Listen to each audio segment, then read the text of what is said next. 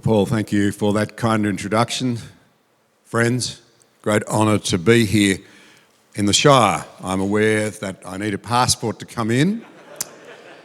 I'm aware of more than you might think about your part of the world. I'm indebted to an advertising agency man I met way back in the days when I was in harness in public life. I met an advertising chief executive in Sydney at some luncheon function, making small conversation. It was back in the days of the Coke is Life ads. Do you remember those?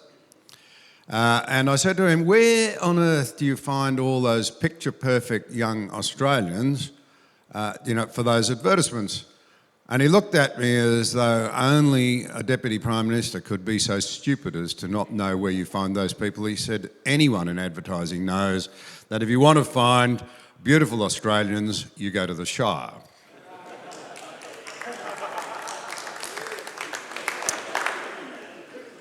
It's great to be here. I'm very impressed with your building and your facility. The only thing I'd say to you is that you need a bigger screen. I was acting Prime Minister at the time we decided to give $1 billion to Indonesia in the wake of the terrible tsunami of '04. Do you remember that time?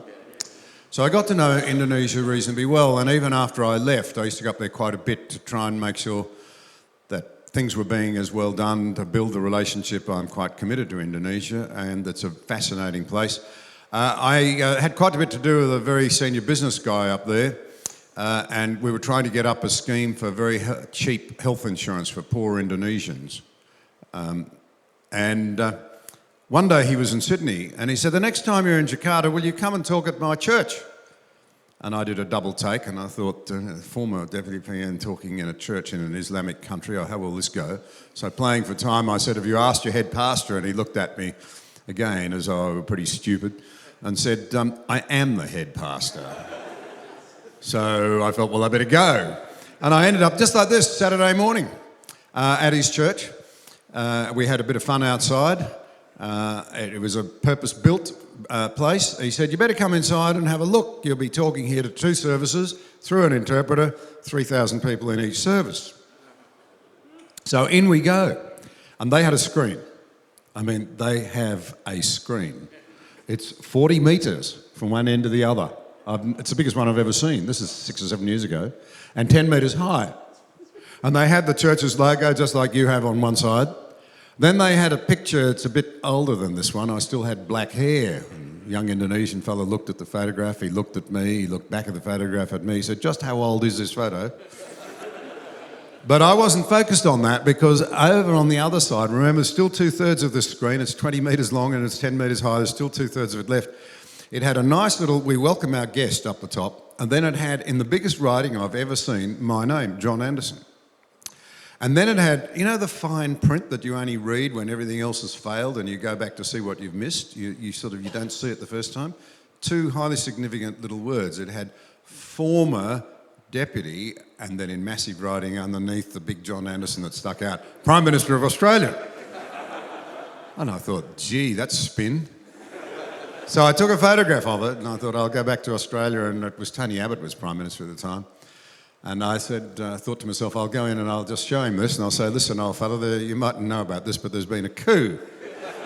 The problem was that by the time I got back to Australia, there had been a coup. And Malcolm wasn't very interested in talking to me, which is Malcolm. But anyway, you didn't hear me say that. We live in an age of enormous challenges. They are external challenges for all of us as Australians. We have taken pretty much for granted for especially the last 30 or 40 years since Russian communism collapsed, that the world would go on forever being safe for democracy, that we would have job opportunities, that our living standards would continue to rise, and that nothing would threaten this nirvana. We've actually become quite satiated and a bit too comfortable. We now face a world in which nothing can be taken for granted. What that Prime Minister from the Shire called the arc of autocracy is very real. There are 4 major power centres in the world that threaten the global order. They loathe the value system that underpins what we take for granted. And they are, of course, Russia, China, Iran and North Korea. 3 of them with nuclear arms, it would appear, and 1 on the way to getting them. It's a dangerous world.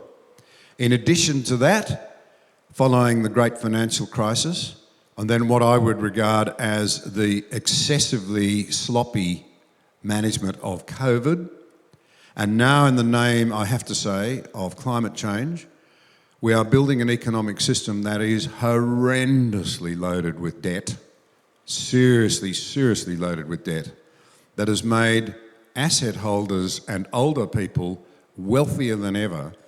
The concentration of wealth, in massive wealth, in fewer and fewer hands is one of the features of our age, and the price is being paid more and more by our young people who can't get a start in life and who find it very hard to get into assets. And this is very largely the result of the policies deliberately being pursued to try and get our way out of the messes of the great financial crisis, then of COVID, now in the interests of climate change policy. And I'm very concerned about this, very concerned about it. I'm very concerned that young Australians, young Americans, young Brits, young Europeans, even young Japanese, find it very hard now to get a start in life. We've loaded it against the next generation. We seem to have almost a callous attitude towards our future, that is to say, our young people.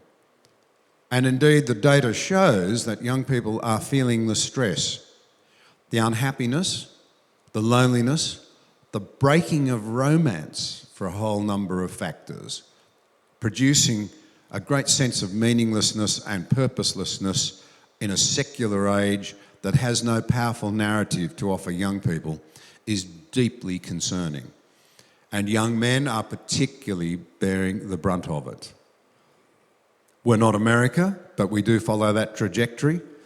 In the decade since I left school, the American population has doubled, but the prison population has increased by 750%. And overwhelmingly, the people filling those jails are young men.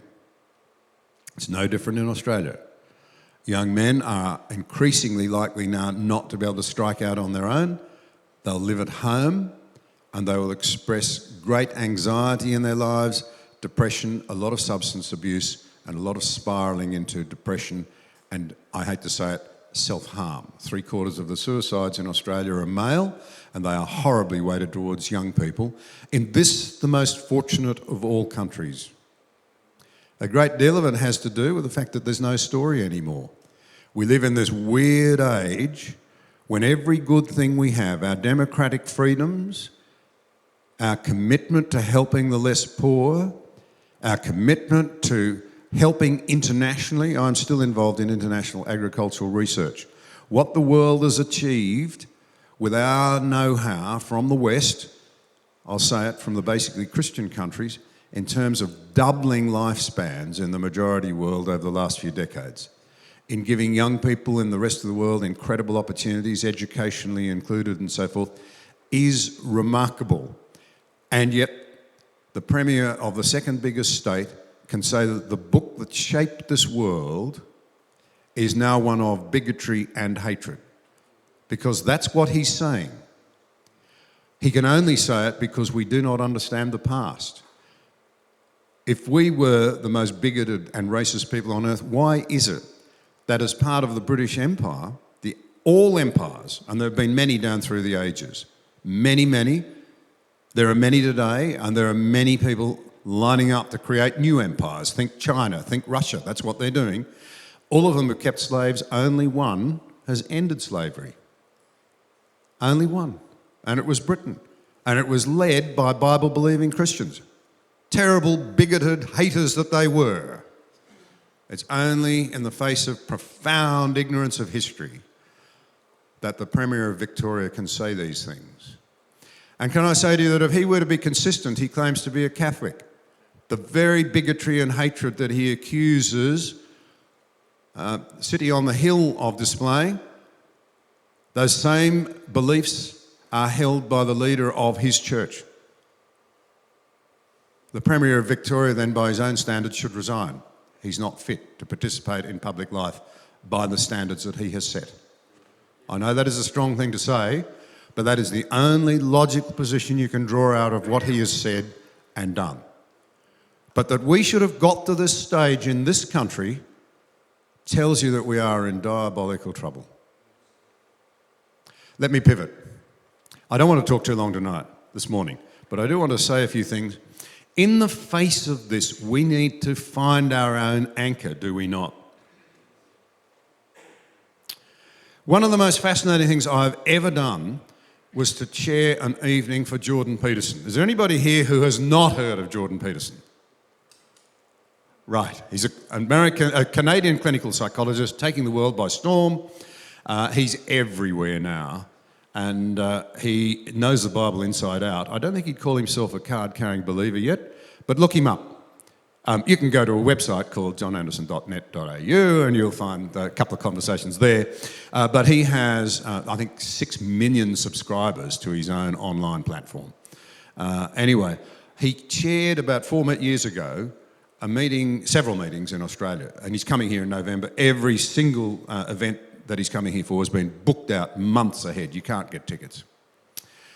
When you go and see his audiences, they're overwhelmingly young Australian men. And I compared a night for him in Chatswood, the Chatswood Town Hall. Now, remember, I'm a former politician, and former politicians like to be recognised and cheered. So it was a bit demoralising when this Canadian that most of us at that stage hadn't heard of walked onto the stage, and 1,000 people get to their feet before he said a word and give him a standing ovation. And he talks for 90 minutes, and he's addressing a lot of it to young men. And he's saying, you fellas, don't think an empathy culture is going to solve your problems. What does he mean by empathy culture? A culture that says, nothing's your fault. You're a victim. You heard that language, have you? And young men know, you see, especially young traditional Australian young men, they know that the downside of that story is if everyone's a victim, somebody's got to be a victim maker. Guess who the victim makers are? White males. And they feel it. Their masculinity is being described as toxic. And they're being told that they're the problem. So there they are, and he's saying, don't think that society's going to fix your problems, and don't go out and try and tackle it until you have sorted yourself out. Go back to your bedroom. Some of you will recognise that language. He's written a book, 12 Rules for Living, and another one, I think it's called Another 12 Rules for Living or something. Sort yourself out. Face the fact that you're not the person you know you ought to be. And the more you self-examine, do you recognise this sort of language? The more you will need to come to grips with the gap between who you should be and who you actually are. And only when you have sorted yourself out, pull your shoulders back and go out and try and be positive in the world. That's a pretty good message. And as I watched those young men, there were 1,000 people there. They weren't all young, but at least half would have been under 35-year-old Australian men. I was amazed by this, but I realised something. Nobly, those young men wanted truth. They're sick of the thin soup, the emptiness, the barrenness of what we're fed in our culture. They wanted raw steak. They wanted the real feed.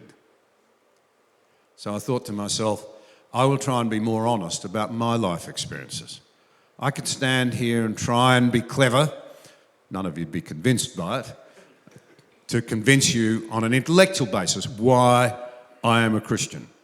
I could try and do it emotively. That might have some impact on some of you. But in the end, given that I am a man of very limited brain, who has little or real awareness of how the universe works, and how life works, and how the human body works, and how the big things work, and I can't comprehend how the universe effectively now goes on forever and how time is timeless, but I can simply tell my story. And the truth for all of us is that it hasn't been easy. I rarely meet somebody who says life's been a breeze. It's not like that, essentially because it's a broken world. So my story in simple is that I've had to come to grips with what I call the three-sided triangle of very great challenges that need answers. They've needed answering in my life, and I would suspect they've needed answering in yours. Not being a bear of great brain, as I've said, I have managed one piece of complete brilliance. I chose my parents exceptionally well. They were Australian, rural Australians. 6th generation on one side, 5th on the other. And my father, who was a World War II hero, was a brilliant sportsman. And every afternoon on the farm, when he'd finished work, he'd make certain he'd left time for his target shooting, knocking off bunnies when I was younger with a .22 along the creeks, walking for hours with your father. Well, it seemed hours, wouldn't have been, after work. Or boxing practice, or cricket. Cricket was to prove the great tragic event, or provide the great tragic event in my life when, as a teenager, Easter time, when I was about 14, playing in the front yard, I wasn't the gifted sportsman that my father was, but he was bowling, and I finally found the sweet spot. And I was belting him all over the field. We spent more time retrieving the six-stitcher than actually playing with it. And in one of those inexplicable and extraordinary incidences, I drove a ball straight down a long, hard shot. My sister, who was 18 months younger than me, playing with a little black kitten, looked up, saw a ball coming straight for her, instinctively turned her away, and the ball caught her in the back of the neck. She staggered to her feet, ran towards my father, collapsed and died. Why do I tell you that story? I suppose so that in the interests of getting you to grapple with reality, in as much as I can tell a story, that meant I had to grapple with big reality. Big reality. There's no ducking the issues for me anymore. I instantly went to a place where my childhood was over. The frivolities of being a teenager were somehow irrelevant and somehow horrible and non-livable. And even though people visited enormous kindliness on me, and there was a big burly cop who rightly, and I did absorb the message, said, "You must never blame yourself. This is a freakish and unbelievable story of an accident that is almost beyond comprehension. It's not your fault." I did not feel personal guilt. I felt the immense loneliness of being somewhere where no one else had. The feeling no one can possibly understand what this is like. I've since met young people. It happens sometimes. I've actually, I think, been able to be very helpful to one young man who accidentally, in an accident, same age as I was, 14, rolled a utility on his farm, and his best mate was killed, thrown off the back. He was grappling with all the same things. I said to him, "You don't feel anyone understands, do you?" And he just shook his head. And as I look back on it, I wouldn't have framed it this way at the time, as I had to walk through the journey of a very depressed home environment. You can imagine what it did to my father. My mother had died of cancer long before. And it wasn't easy. It presented me with what I would now, looking back on it, say was a three-sided triangle. These are the three big things that I would urge each of you to recognise matters more than the externalities of the pressures we feel, whether they're economic, whether they're as Christians in the workplace, whatever. The ones you need to sort out. Why suffering? It's that hard one, isn't it? We know it's the great blocker to faith for a lot of people. Secondly, does anyone understand? Does anyone care? Has anyone been here? Am I alone? And the third is there any point to it? Will it end? Will we find a binding up of the wounds? So why suffering? It doesn't make sense. Is it just random? In my case, I slowly came to see that this is not the way it was meant to be. Genesis tells us what it was meant to be like. We were created for a relationship with our Maker and with one another. But we chose to rebel. And that broke the order as it was meant to be. It is our selfishness, it is our sin that has the world groaning and us lost in misery. We have brought it on ourselves. We have broken it. I profoundly believe that. It's not the complete answer. I have no idea why me. Why did that have to be me that went through that experience? Why couldn't it have been the other way around? It might have been fairer if I'd been the one that had lost my life in that game of cricket on a backyard. But it wasn't. I can't answer that. But I would far rather believe that there are answers and that it will end than to think it's just an accident. How soul-destroying to live in pain and loneliness and isolation without hope, without thinking that someday, in some way, sense will be made of it and there'll be a restoration. Second side of the triangle, does anyone understand? Well, the three elements of life that I think we all feel are enormous pain. It can be physical, it can be emotional. I felt enormous pain. It's loneliness. No one understands. I'm rejected. I'm out there on my own. It's injustice. Gee, we feel that keenly, don't we? Those of you who have children and grandparents, did you have to teach your kids about injustice? No, you didn't. They'll tell you the minute they think something's not fair, won't they? And then you read the story of Jesus. Injustice, strung up on a cross, totally innocent. After the ultimate kangaroo court experience, the lawyers amongst you might have a close look at how both the Jewish and the Roman law was broken at point and point and point again in his trial. It was complete injustice. There was no justice. And how we grate when we feel unjustly treated. But Jesus was treated infinitely less justly than any of us. Secondly, loneliness. He's gone to a place where, who else has been there? Who else? You've poured out your life in love for others, and even those who have been the beneficiaries desert you. You're completely alone. There's just a few brave women that hang there by the cross. Even his closest disciples take off. He's on his own. The very people he's loved, set out to serve at enormous cost, have deserted. That's loneliness. And then there's pain.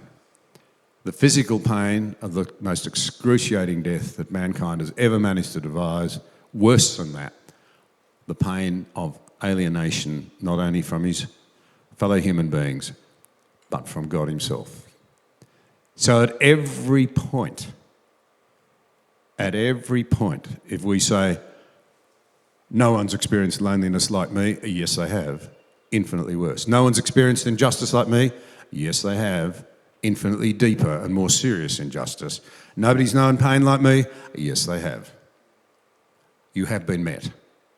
Someone has been there before you because they care. Final side of the triangle, will the pain end? Yes. Why? Because he took himself and our sins to the grave, but the grave didn't hold him. And one of my fellow farmers the other day said, I was talking to one of my neighbours, he was mocking me, he said, you're the bloke who believes in the fellow who walked on water. And I just said, yeah, well, go back and tell him that it's worse than that. I'm the bloke that believes that he rose from the dead. And I do. I believe it more profoundly now at the age of 65 than I've ever believed it. And without that, life makes no sense and there is no hope. Because that is the mechanism by which we can rise with him. The wounds can be bound up. The pain will end. The joy will be complete. And like Schindler in Schindler's List, have you seen that movie? We'll wonder why we didn't give the last cent, why we held anything back, why we doubted, why we weren't more confident. That is the way that I see life. And I wanted to share that with you because I think life is too serious. The times are too serious for pulp and for gruel. We need real steak, fellas. We really do. And we need to be, if you like, real men in an age which doesn't even seem to know what real masculinity is. It will be strong, it will be kind, it will be compassionate, it will be other person-centred. I have met 18-year-olds who are real men. I've met 60-year-olds who are like children. Which are you going to be? Thanks very much. Happy to take any questions.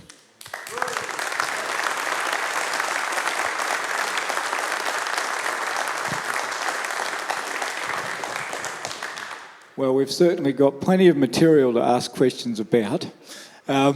Just to get the ball rolling, though, I'm going to use my prerogative as MC to ask the first question.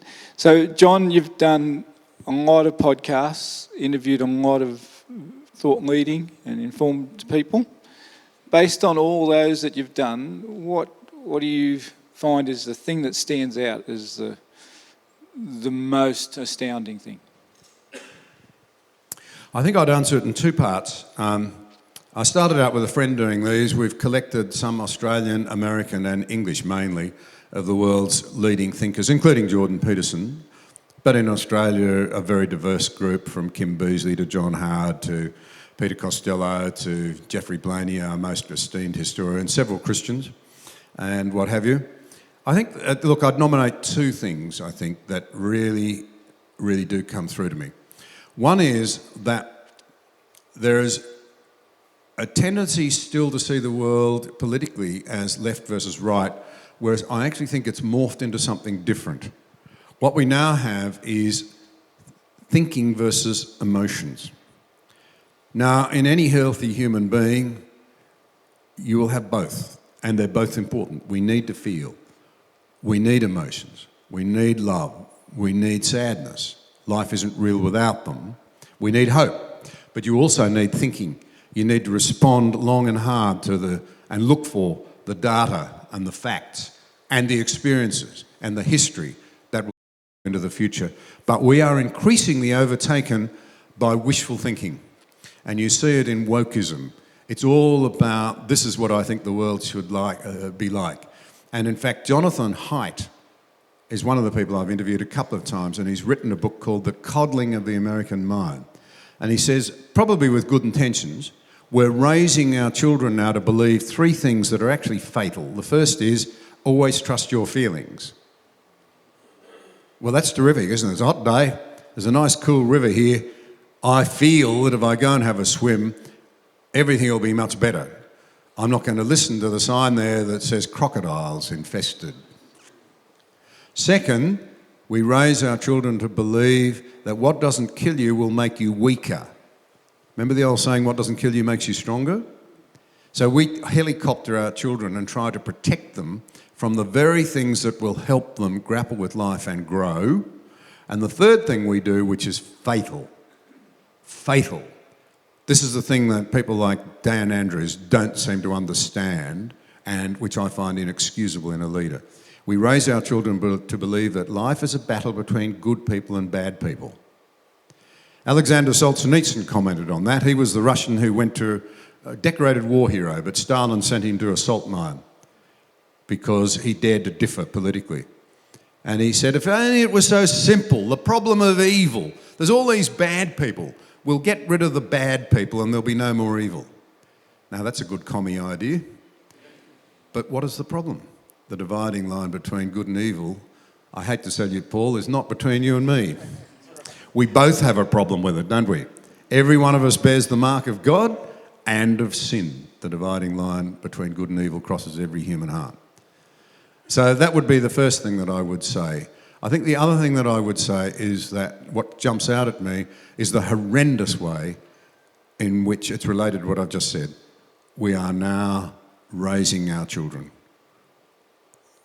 We are making them the victims of our culture war. And as I alluded to at the beginning, it's really showing up. We've broken romance. Our young people are unbelievably lonely. Pornography has had a terrible, terrible, terrible impact. A lot of young girls feel so lonely now because they're asked to do things and participate in things that makes the idea of being a girl unattractive. You know, here's the problem of dysphoria. And some of you may know people who have struggled with gender dysphoria, and it must be a horrendous thing. But in America, the research is overwhelming. The explosion in the number of people, children experiencing dysphoria is in middle and upper class white families. Girls, lonely beyond belief, desperately needing affirmation. How do you get affirmation? When you're privileged and you have everything? Well, perhaps you're trapped in the wrong body and then everybody wants to affirm you. But it's a tragic street once you go down that road for a lot of people. It really is. If you doubt me, go and Google Kira Bell, who was the English lass who took puberty blockers and then sex change therapy and then operations. She is now 23, speaks with a deep voice, has to shave, and deeply regrets what's happened, and as a result of what she got caught up in and so forth, the clinic, Tavistock, has been closed in England, as I understand it. They've closed it. But here in Australia and Victoria, in the name of anti-gay conversion laws, if your 13 or 14-year-old comes home and says, I want a tattoo, it is legal for you to say, I don't think that's a good idea, darling. Think about it. It'll be there forever. You may not want it in 10 years' time. Don't do it. And you can probably have a good Barney, but you're allowed to do it legally. If my child comes home and says, age 13 or 14, I think I'm trapped in the wrong body, you can go to jail as the parent if you do not encourage the child to pursue remedy, and you know what that means. That's what we've come to. In the face of the evidence, we allow this sort of emotion, lack of clear thinking, lack of evidence and historically based thinking to lead us down roads that are so damaging to our young people. Wow, thanks, John. That was great. Okay, we're going to open it up to the floor. I've got one mic, Rick's got one, and it looks like we're going to let a St George person ask the next question. Please, Rick. John, I've heard you talk about the boy crisis at times. Can you explain that a little bit more for us? Yeah. The best thing I could do is refer you to Warren Farrell and John Gray wrote a book called The Boy Crisis. And it is loaded with information. It's all American, but it's all being duplicated here. Our boys are deeply troubled. They're growing into troubled young men and troubled older men. The biggest single cause is almost certainly fatherlessness. It's the crisis we dare not mention anymore, because we say now that we won't judge anyone for the way they raise their children. Well, I say to you, we should judge the way people raise their children. We should be prepared to say raising children is an enormous responsibility. It brings with it a really onerous set of tasks to measure up and do the right thing by another person, the one you brought into the world. But tragically, vast numbers of young people now are growing up without their fathers, and it affects around 50 areas of a child's development, around 50, but it impacts more heavily on boys. And if you look at the prison stats, it shows you very clearly that our prisons are full, probably 85 to 90%, if not higher, of people who were either not fathered or woefully fathered. Every boy will copy a male. They'll find a male to copy. It'll be a good dad, or it'll be a bad dad, or if dad's not there, it'll be the cat thief next door, and if it's not the cat thief next door because not even they're available, it'll be a gang. We also know that fathers are critical to the development. Mothers set boundaries, fathers enforce them. And fathers, we know, are critical to encouraging an understanding of delayed gratification. Without a capacity to delay your gratification, you will constantly make bad decisions that play out horribly in your later life. Every one of you who's made any progress in life will know that for some things you've had to be patient, you've had to work hard, you've had to think it through. If you've gone chasing it before you're ready, when it's not properly set up, it's landed you in custard. They're just some of the pointers. But then the raw data on young men who are not making it, they're not getting into university. Girls are doing much better. Good, terrific, that's wonderful. I have 3 daughters. It's terrific that they've all got to university and they've all got good jobs out of it. That is a terrific thing. But the boys are less likely to get in the first place and get out and find a good job afterwards. And now we've got a row going on about equal pay. Now, I'm the first to say that people should be equally paid for equal work. But in 149 out of 150 American cities today, young people in their 20s, the girls are paid more highly than the young men. And the young men are increasingly wondering what their role is, increasingly confused and spiralling into substance abuse and depression. It's all in the data. It is actually happening. And when one sex is not reaching its optimal level of capacity and contribution to society, neither sex is reaching its potential. And society is being crippled.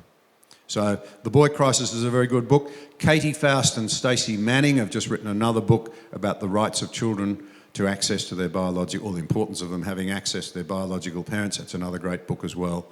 There's a lot of writing on this now, and it's an area worth looking at because, let me leave you in no doubt, our young men are not in a good place. And there's enough external challenges without us being properly anchored in our personal lives to be able to cope with those external challenges and maybe turn them around going forward as the next generation starts to take up the levers of power. John, could I ask you a question? How was it when the Lord met you in your life in that area of the loneliness and the isolation? What was it? Could you explain? Well, after what happened, I was at a boarding school in Sydney, and one day the chaplain was explaining. I'd always believed in a God. I didn't come from a Christian home. You know, I suppose loosely, culturally Christian, but that's all. Sort of Presbyterian background. Anderson's normally seen as a Scottish name, so that was my sort of background in as much as I had a church background. But the chaplain started to talk about a God who loved us intimately, one by one, and how we could love in return. And these days I would have asked for a trigger warning because that was so offensive. I'm being flippant. I didn't want to talk to him, but I knew my commerce teacher and cricket coach was one of these people who believed the Bible. And he looked old enough and wise enough and experienced enough, so I went and talked to him. When I look back on it, he was 27. But it was, for me, it was a road to Damascus conversion. He explained the gospel, and suddenly I saw it.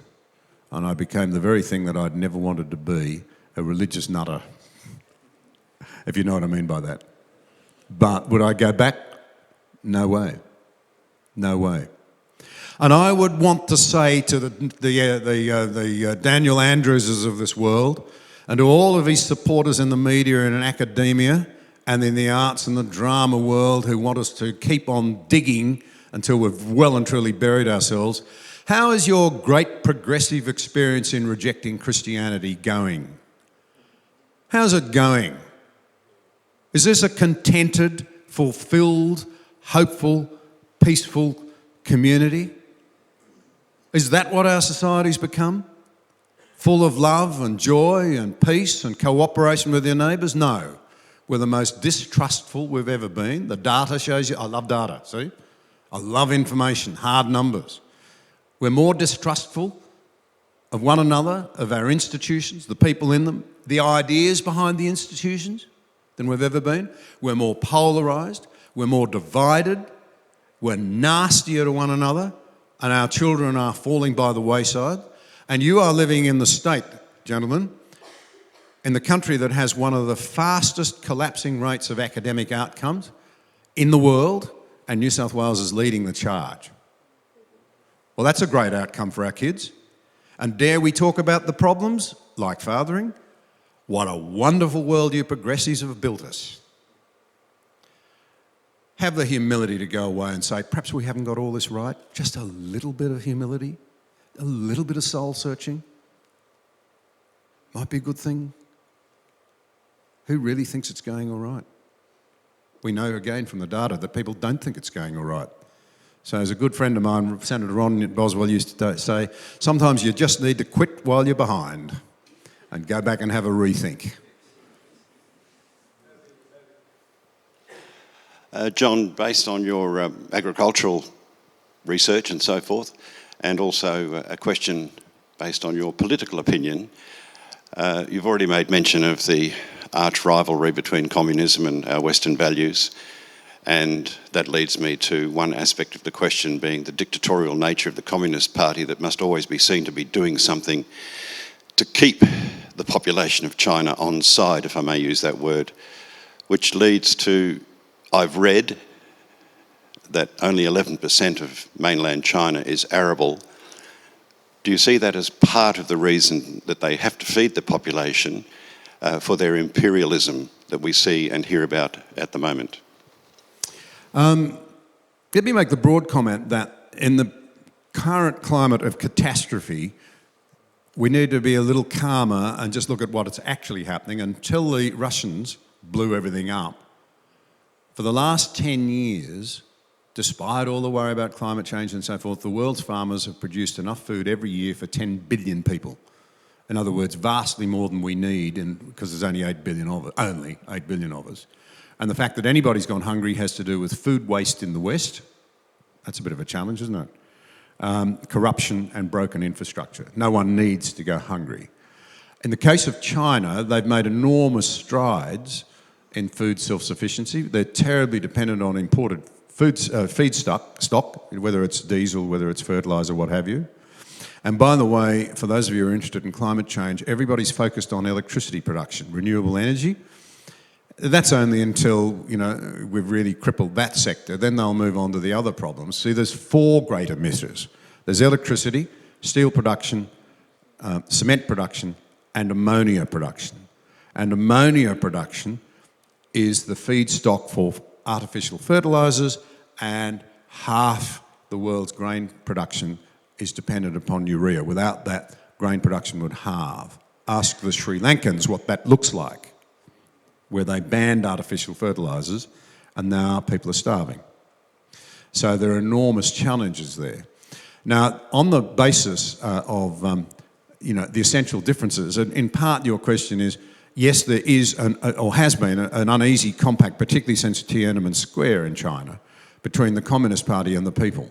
The people are saying, all right, if we've got to tolerate you, we'll do so if you continue to feed us and get our living standards up. And that's worked reasonably well, although I think it's about to break. China is in diabolical trouble. They're facing a demographic cliff of monstrous proportions. Their birth rate's down below 1.2 children per woman, it's believed. They're now desperately trying to get people to have children again.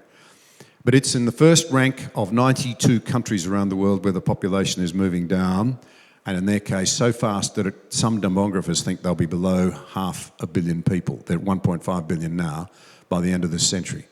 They're deeply in debt, and Xi is now killing the economic model that led to China's prosperity.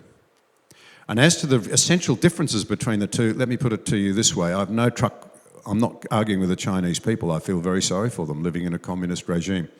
The essential difference is that in the Western democracies, based on the idea of Jesus as render unto Caesar that which is Caesar's and to God that which is God, government is there only for the essentials.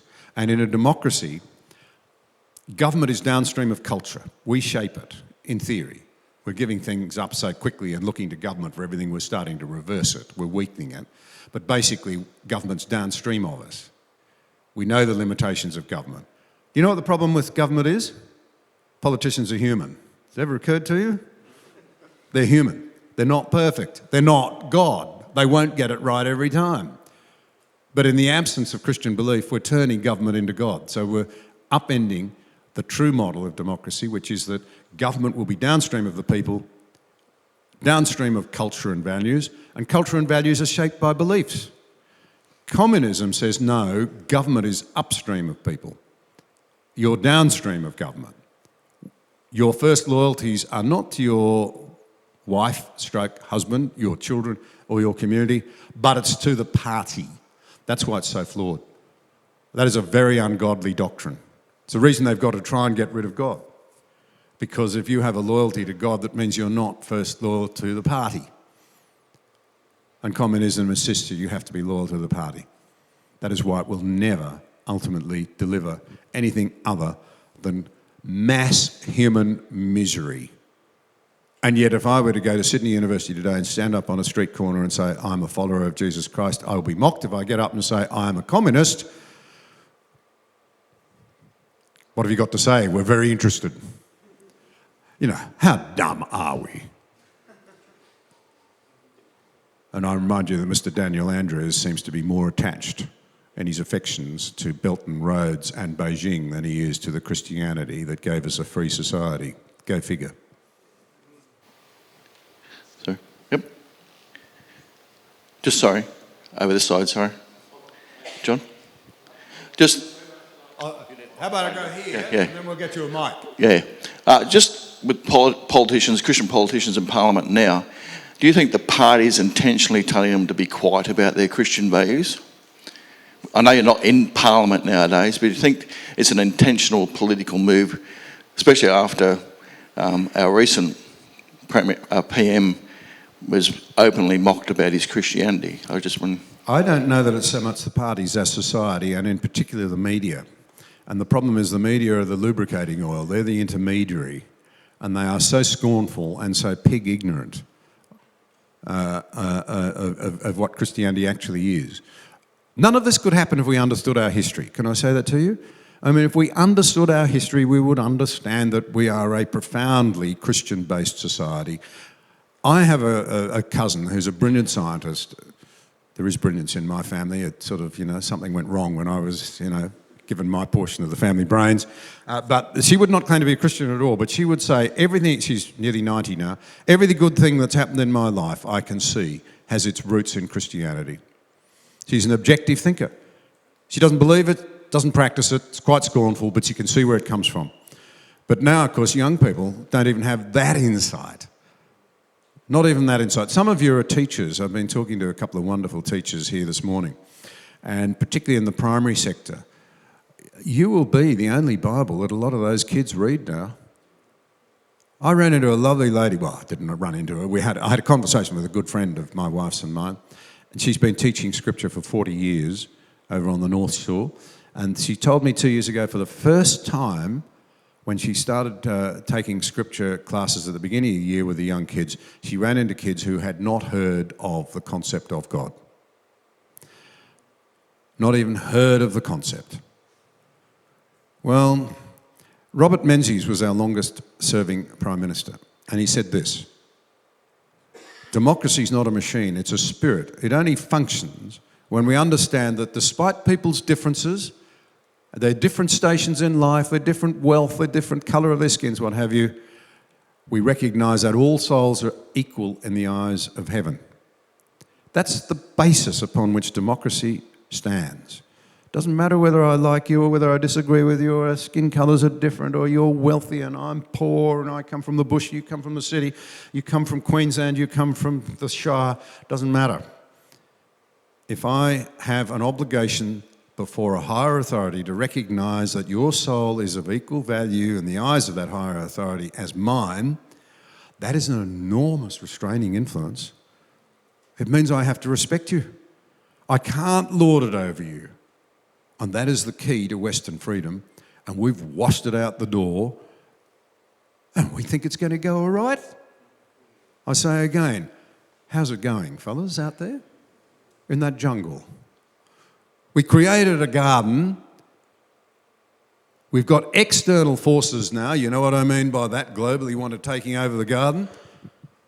But it's a race as to whether we're going to choke the garden out with weeds ourselves first and kill all the good plants and all the beauty and all the nobility and all that is magnificent. I am a passionate believer in a free and open society. And when I said I was brilliant when I chose my parents, I was only half joking. How fortunate am I to be an Australian? How fortunate. And what a price people like my own father, who was almost killed in the Middle East during the Second World War, wasn't expected to live, that people paid that price so that I could live in freedom and in hope. And a simple farm kid from Malawi can become Deputy Prime Minister, Acting Prime Minister, have those opportunities to participate. How incredible is that? Why would we give it up? Through the pig ignorance of not being willing to sit down and understand how we got these good things.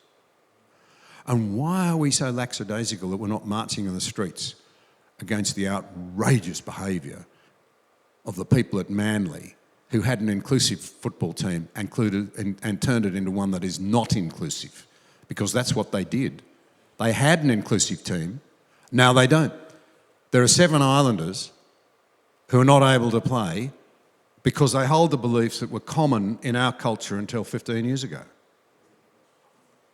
And our culture's always allowed for freedom of conscience until now. And now if you're a Christian, you have no freedom of conscience, apparently. And by the way, when it comes to intelligence, stop and think about this. Have you noticed the effort the Australian government is now rightly putting into saying to the countries in the Pacific Islands, we are your best friends. We are the people you can trust. You can respect us because we respect you. You got that? You know why we're doing it? Because the Chinese are trying to build Ireland, the Communist Party in Beijing. How smart is it then for people in Australia to describe their most prized sons playing rugby in Australia as flogs and bigots? What do you think they think back in those Pacific Islands when they hear the cream of their youth described as flogs? That was the word used by one of our most notable progressives about the Manly Seven. Flogs and bigots. You see, we've not just lost our way morally. As G.K. Chesterton said, when we abandon Christianity, the first thing that goes is common sense. Is there anybody here who thinks it's clever to insult the Pacific Islanders at the moment? Well, if you can see it, what's the matter with our politicians and our elites? How dumb are they?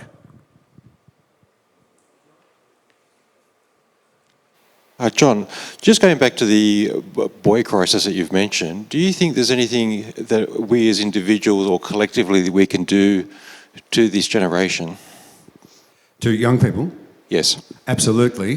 Wherever your fathers, be good fathers. Where your grandfathers, be good grandfathers. Wherever you can be a father figure, look out those opportunities. Have you any idea how much young men in this country are crying out for mentoring?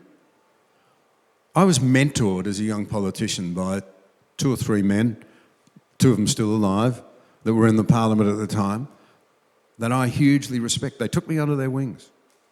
When I was in my 20s, because I'd had a shout at home, a Christian pastor who had 3 sons that were friends of mine took me under his wing and filled in some of the gaps that were missing, and I'm not being critical of my own family for that. It was just because my own family had been, through accidents and what have you, not quite complete. Can I ask any of you, all of you, have you actually looked around in your congregation and your workplaces for young men that might be craving some time? Might be craving to hear your story? Because your stories will all be powerful, those of you who have lived a bit of life. Have you actually consciously thought what you can do in the communities that you mix in to help people, young men especially, find the true anchor in life? I can tell from the looks on your faces, some of you are stopping to think about that. Please think about it, please. I'm the patron of the Australian Fathering Project. Have a look at the website. Anybody here familiar with it? The Australian Fathering Project?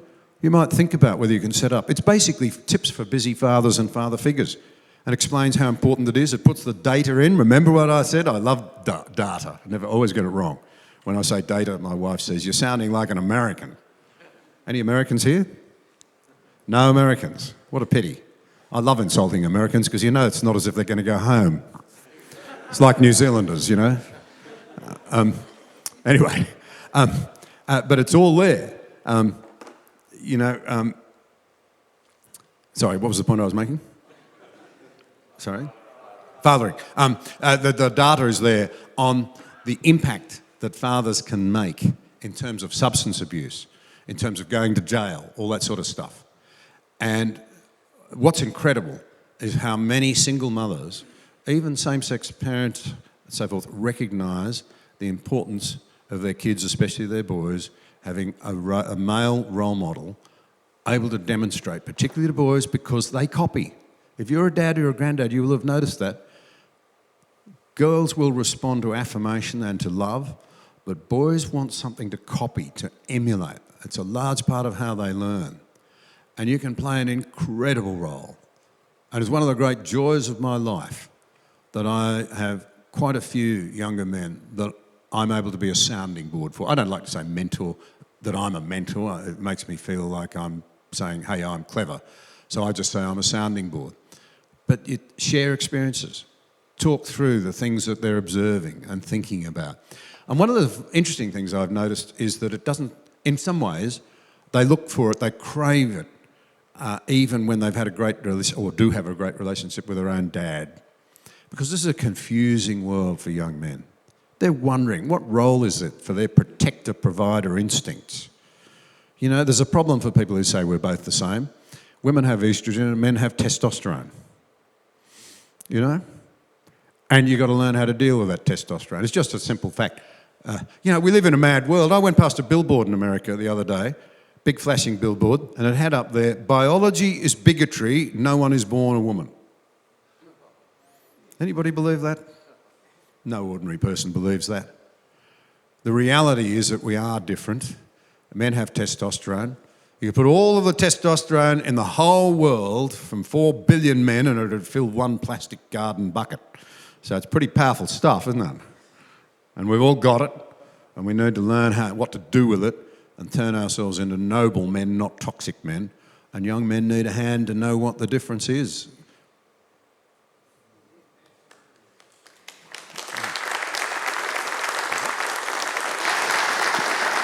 I got to tell you, I have one final story if you're winding me up. I want you to know where real power lies, okay? A good friend of mine, this is a true story, was lined up at the airport. Remember the point of the story? Who has the power? It's not always who you think it is. He lined up at the airport counter not far from here, and the fella in front was being really rude to the girl who was trying to ticket him and take his luggage. Really rude, and personally rude. And when my friend got to the counter, he said, I'm so impressed with the way you dealt with that sod who was so rude.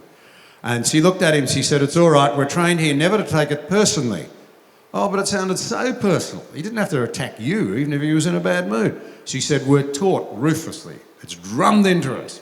It's not personal. He might be sounding personal, but we're told to tell ourselves he had a bad prawn last night, or the taxi was late, or he had a row with his most feisty daughter, and to divert in our own minds so we don't take it personally. And my friend looked at her and said, I don't think you're being quite straight with me. Oh, of course I am. No, he's going to pay a price. You tell me what it is. And after a while, he wheedled it out of her. And she said, well, listen, if you really must know, don't tell anyone. You're both booked to fly to LA. And when you get off in the morning feeling jet-lagged and terrible, you can stumble down to Carousel 2. Both of you will find your luggage on Carousel 2. It's just that yours will be in LA and his will be in Amsterdam. So that's where the real power is, okay? Thank you, John.